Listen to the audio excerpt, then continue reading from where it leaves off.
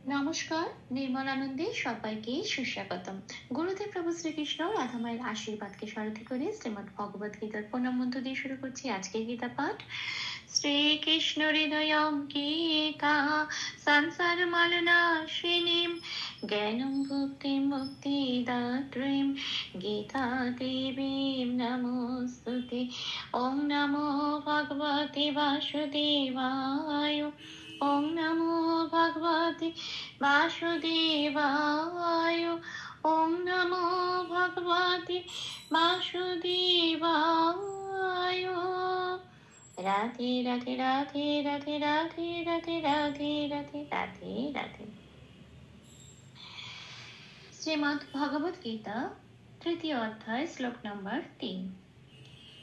শ্রী ভগবানুবাচ লোকেऽস্মিन् দ্বিবিধা নিষ্ঠা পুরা প্রোক্তা ময়া নঘ জ্ঞানযোগেন সাংখ্যানাম কর্মযোগেন যোগিনাম। আচ্ছা, এখানে প্রথম লাইনে প্রথম পাঠটুকু হচ্ছে লোকেস্মিন দ্বিবিধা নিষ্ঠা। এটা আমি বাংলায় বললাম, এবার দেখি এটাকে কিভাবে সংস্কৃততে ভেঙে উচ্চারণ করব। সেই জন্য বাংলা হরফে প্লাস প্লাস দিয়ে সাজিয়ে নিয়েছি, কিছু কিছু জায়গায় লাল দিয়েছি। যে যে জায়গাগুলো লাল দিয়েছি সেই জায়গাগুলো সংস্কৃততে চান্টিং এ চলনের সময় উচ্চারিত হবে না, ঠিক তার উপরের ব্র্যাকেটে যে অক্ষরগুলো আছে সেগুলি উচ্চারিত হবে। তাহলে প্রথম লাইনের প্রথম পার্টটা এবার দেখি কিভাবে সংস্কৃততে উচ্চারণ করব। লোকে যেমন আছে তেমন রেখেছি, চান্টিং এ চলনের জন্য একটু প্লাস দিয়ে সাজিয়ে নিয়েছি। আচ্ছা, তারপরের অক্ষর আছে অবগ্রহের মতো দেখতে, হয়ের মতো দেখতে, হয়ের মতো দেখতে একটি অক্ষর যেটা কিনা অবগ্রহ। এটা হ নয়। এই অবগ্রহের কাজ হচ্ছে আগের মানে আগের অক্ষরে যেটা থাকবে একার বা ইকার বা আকার সেটাকে এক মাত্রা বাড়িয়ে দেওয়া এবং সেই অক্ষরটাকে একটু জোর দিয়ে বলা। যেমন আমরা বলি নমোস্তুতে, এই যে টানটা নমো বলে দিই, ওখানে একটা অবগ্রহ আছে, ওইটাই অবগ্রহের কাজ। তাহলে এখানে আমি কি বলবো, অবগ্রহের উচ্চারণটা কি হবে এই। কেন? কারণ ক এর সাথে এ আছে। তাহলে আমি কি বলবো, লোকেস্মিন বলে একটু টেনে দেবো। এই যে লোকে বলে যে একটু টেনে দেবো, এই টানের মধ্যে এই অবগ্রহটা ঢুকে যাবে। তারপরের অক্ষর যন্তের স্বয়ময় হস্যই, এটা একটা যুক্ত অক্ষর। যুক্ত অক্ষর যখন হয় সংস্কৃততে একটু ভেঙে নিতে হয়।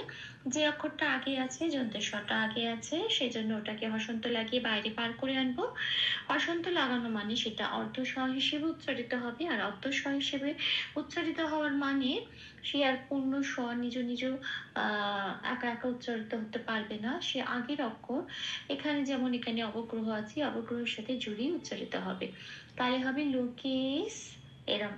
আর মিনটা পড়ে রইল, ময়হর্ষি পড়ে রইল যেমন আছে তেমন। আর নয় যে হসন্তটা খেয়াল রাখতে হবে, মিনও বলতে পারবো না, নয় হসন্ত আছে সেই জন্য ওটা অর্ধ নয় হিসেবে উচ্চারিত হবে। এটা শ্লোকের মধ্যেই দেওয়া আছে, নয় হসন্তটা অর্ধ নয় হিসেবে উচ্চারিত হওয়ার মানে আগের অক্ষর মহেশের সাথে জুড়ে উচ্চারিত হবে। তাহলে আমি শব্দটা সংস্কৃতের উচ্চারণটা কি পেলাম, লোকেশ মিন, এটা।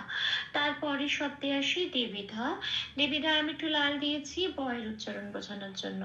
সংস্কৃততে বয়ের উচ্চারণ পাশের ক্যালেন্ডারে 2 নম্বরে তালিকাভুক্ত করে দেওয়া আছে, ও প্লাস অ, মুখটা খুলে বলতে হয় ওয়া। কিন্তু এখানে যেহেতু দয় বয় হস্যই আছে সেজন্য আমি উপরে ব্র্যাকেটে দিয়েছি ও প্লাস হস্যই। এই ও প্লাস হস্যইটা বয়ের উচ্চারণ বোঝানোর জন্য। এবার এটাকে দয়ের সাথে পড়ে দিতে হবে, তাহলে হবে দ্বি। এটা যেমন হচ্ছে উই, এই উইটা দয়ের সাথে পড়ে দিলে কি হয়, দ্বি, এই উচ্চারণটা হবে। তারপরে আবার বি আছে, একই রকম ভাবে ও প্লাস হস্যই দিয়েছি, উচ্চারণটা হবে উই, তাহলে হবে দ্বি উই, এরকম উচ্চারণ হবে। তাহলে হলো ধা, সেটা যেমন আছে তেমন। তাহলে আমি সংস্কৃত উচ্চারণের শব্দটা কি পেলাম, দ্বি উই ধা। আসি পরের শব্দে, নিষ্ঠা। পেট কাটা মধ্যাহ্ন শয়ঠায় আছে, পেট কাটা মধ্যাহ্ন শটা আগে আছে, হসন্ত লাগিয়ে ওটাকে বাইরে বের করে আনলাম, এনে আগের অক্ষরের সাথে জুড়ে উচ্চারিত হলো নিষ্ঠাটা যেমন আছে তেমন। তাহলে প্রথম লাইনের প্রথম পার্টের সংস্কৃত উচ্চারণ কি পেলাম, লোকেস্মিন দ্বিবি ধা নিষ্ঠা। আর সেই পরের পার্টে পুরা প্রক্তা ময়া নখ, এটা আমি বাংলায় বললাম, এটাকে একটু সংস্কৃততে ভেঙে নিয়ে চান্টিং এ চলনে সুবিধার জন্য। পুরাটা যেমন আছে তেমন পুরা পূর্ণরূপে উচ্চারণ করছি। প্রক্তাতে কয়টায় আকার আছে, কয় হসন্ত দিয়ে কটাকে বার করে এনে আগের অক্ষর প্রয়ের উপলকারের সাথে জুড়ে উচ্চারিত হলে প্রয়োগ, তাটা যেমন আছে তেমন। তারপরে শব্দে আছে ময়া নঘ, ময়াটা মটা পূর্ণরূপে উচ্চারিত হলো, কোনো হসন্ত নেই ময়া। আর নঘ এটাও পূর্ণরূপে উচ্চারিত হলো, কোনো হসন্ত নেই, নখ বলতে পারবো না, ন ঘ এটাই বলতে হবে। তাহলে এই সেকেন্ড লাইনে সেকেন্ড পার্টটা সংস্কৃত উচ্চারণ কি পেলাম, পুরা প্রক্তা ময়া নঘ। আসি পরের লাইনে জ্ঞান যোগেনা সংখ্যানাম, এটা আমি বাংলায় বললাম, এইটুকুনি হচ্ছে আমার সেকেন্ড লাইনের প্রথম পার্ট। এবার এটা দেখি সংস্কৃততে কিভাবে বলবো। জ্ঞান, গ আর ইয়া বলে ওটা, সেই জন্য গিয়া এই ইয়াটা একটুখানি উচ্চারিত হয় সংস্কৃততে, জ্ঞান। আচ্ছা নটা যেমন আছে তেমন, কেন কি কোনো হসন্ত নেই, জ্ঞান বলতে পারবো না, এটাকে পূর্ণ রূপে উচ্চারিত করতে হবে সংস্কৃততে, তাহলে জ্ঞানও এটা বলতে হবে। তারপরে আছে যোগে না, অন্তস্থ জয়ের পরে লাল দিয়েছি কেন, অন্তস্থ জয়ের উচ্চারণটা বোঝানোর জন্য। 1 নম্বরে তালিকাভুক্ত করে দেওয়া আছে সংস্কৃততেও অন্তস্থ জয়ের উচ্চারণ হচ্ছে হস্যই প্লাস অন্তস্থ আ। এখানে আমি উপরে ব্র্যাকেটে কি দিয়েছি, হস্যই প্লাস অন্তস্থ আয় ওকার, কেন, কারণ এখানে অন্তস্থ জয় ওকার আছে, সেই জন্য এটা লাল দিয়েছি। তাহলে যেটা আমি বাংলায় বলতে পারছি না তার বদলে সংস্কৃত উচ্চারণ করছি, কি বলবো, ইউ। আচ্ছা গে নটা যেমন আছে তেমন শুধু পূর্ণরূপে উচ্চারিত হবে, নয় কোনো হসন্ত নেই। কাজেই আমার শব্দটা সংস্কৃততে কি পেলাম, ইয়ানো ইয়োগে ন, এটা। তা আসি পরের শব্দে সংখ্যা নাং, এটা বাংলায় বললাম।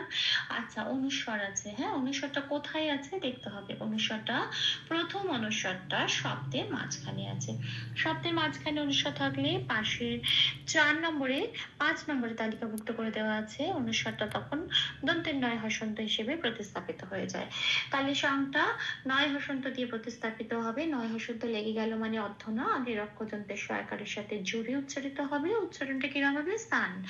আচ্ছা ক্ষয় জফলা আকারে লাল দিয়েছি কেন, জফলার উচ্চারণ বোঝানোর জন্য।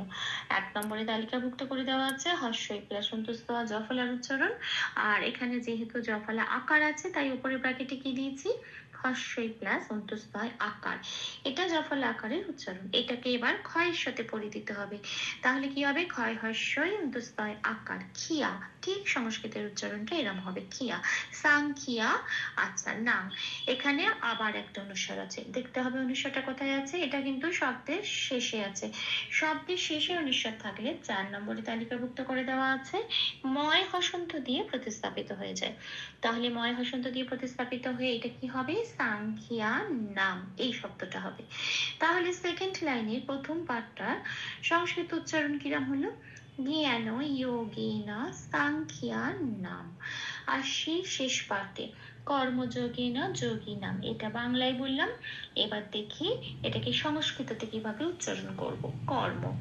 আচ্ছা ময় রেপ আছে, রেপ থাকলে 3 নম্বরে তালিকাভুক্ত করে দেওয়া আছে বয় শূন্য রয় হসন্ত দিয়ে প্রতিস্থাপিত হয়ে যায়, আর বয় শূন্য রয় হসন্ত লেগে যাওয়া মানে অর্ধরা, অর্ধরা মানে আগের অক্ষরটা সাথে জুড়ে উচ্চারিত হবে, আগের অক্ষর এখানে ক আছে, করের সাথে জুড়ে উচ্চারিত হলো কর।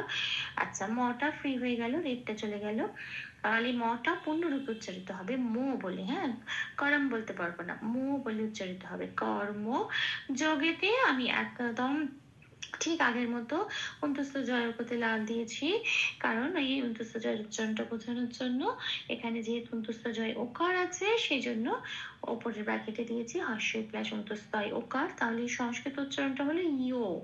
আচ্ছা গে নটা যেমন আছে তেমন, নটা খেয়াল রাখতে হবে পূর্ণরূপে উচ্চারিত হবে, গেন বলতে পারবো না, গে ন এটাই বলতে হবে। তাহলে শব্দটা কি পেলাম সংস্কৃত উচ্চারণে, কর্ম যোগেন না। আসি পরের শব্দে যোগী নামে যেমন আছে তেমন, শুধু অন্তস্থ জয়করটা ঠিক আগের মতো ইও উচ্চারণ হবে, সেটাই লিখে দিয়েছি উপরে ব্র্যাকেটে। গিটা যেমন আছে তেমন, খেয়াল রাখতে হবে লাস্টে ময় হসন্ত আছে, অর্ধম আগের অক্ষর নয়াকারের সাথে জুড়ে উচ্চারিত হবে নাম। আচ্ছা তাহলে আমি শেষ পার্টটা কি পেলাম সংস্কৃত উচ্চারণ, কর্ম যোগেনা যোগী নাম। ভুল ত্রুটি ক্ষমা করে দেবেন, অনুশীলনের সুবিধার জন্য 3 বার করে চান্ট করে দেওয়ার চেষ্টা করলাম। শ্রী ভগবানুবাচ